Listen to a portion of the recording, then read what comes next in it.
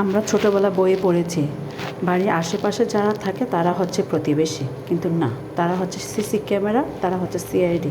তো তারা যদি বেশি তেড়িবেড়ি করে এই ঘাস ফুলগুলো তাদেরকে লাগিয়ে দেবে, দেখবেন সোজা হয়ে গেছে।